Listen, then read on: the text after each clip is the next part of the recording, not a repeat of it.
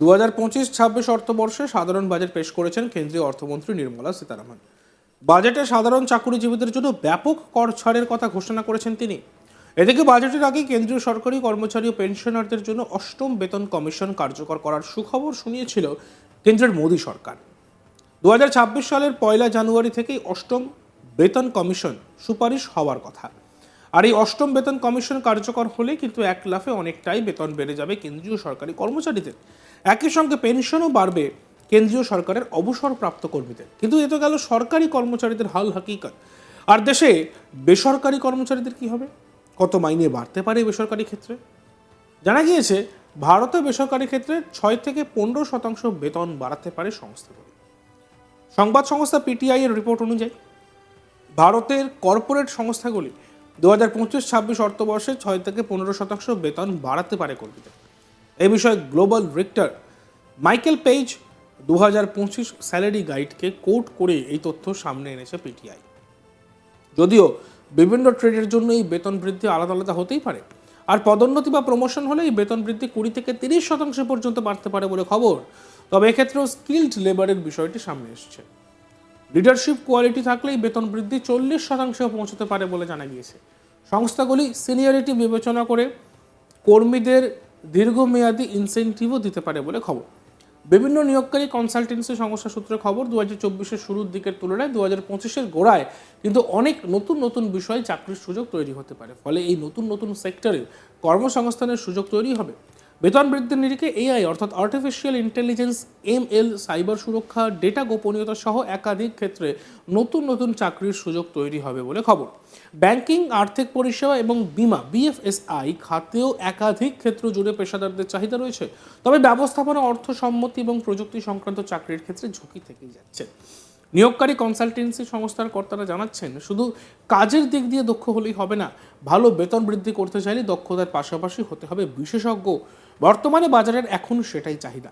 বাজারে এখন চাহিদা রয়েছে এমন কর্মীদের যাদের সব কিছু সম্পর্কেও অল্প বিস্তর হলে ধারণা রয়েছে, মানে মাল্টিটাস্কিং। এছাড়াও cloud computing, full stack development এবং সাইবার সিকিউরিটিতে দক্ষ কর্মীদের ব্যাপক চাহিদা রয়েছে।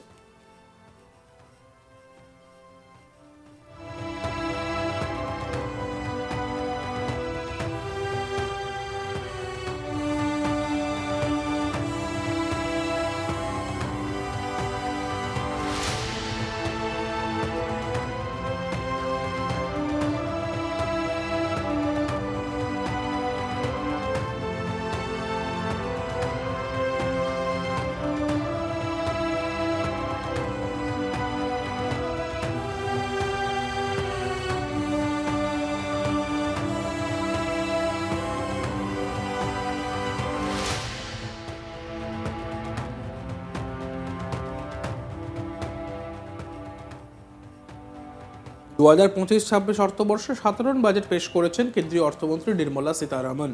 বাজেটে সাধারণ চাকুরিজীবীদের জন্য ব্যাপক কর ছাড়ের কথা ঘোষণা করেছেন তিনি। এদিকে বাজেটের আগে কেন্দ্রীয় সরকারি কর্মচারী ও পেনশনারদের জন্য অষ্টম বেতন কমিশন কার্যকর করার সুখবর শুনিয়েছিল কেন্দ্রের মোদী সরকার। 2026 সালের 1 জানুয়ারি থেকেই অষ্টম বেতন কমিশন সুপারিশ হওয়ার কথা। আর এই অষ্টম বেতন কমিশন কার্যকর হলে কিন্তু এক লাফে অনেকটাই বেতন বেড়ে যাবে কেন্দ্রীয় সরকারি কর্মচারীদের। একই সঙ্গে পেনশনও বাড়বে কেন্দ্রীয় সরকারের অবসরপ্রাপ্ত কর্মীদের। কিন্তু এটা গেল সরকারি কর্মচারীদের হাল হাকিকত। আর দেশের বেসরকারি কর্মচারীদের কি হবে?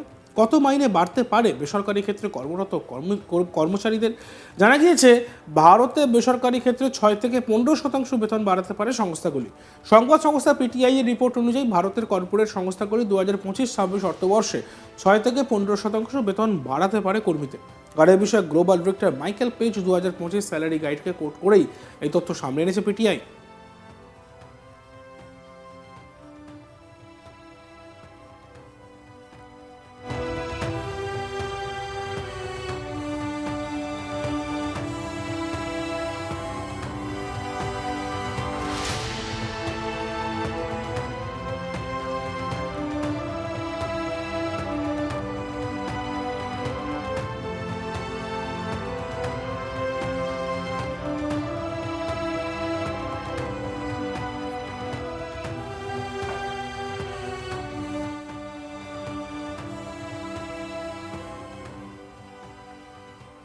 দেখতে থাকুন আজ তাক বাংলা ভিডিওসগুলি ভালো লাগলে লাইক করবেন, কমেন্ট করবেন, শেয়ার করবেন, চ্যানেলটিকে সাবস্ক্রাইব করতে ভুলবেন না।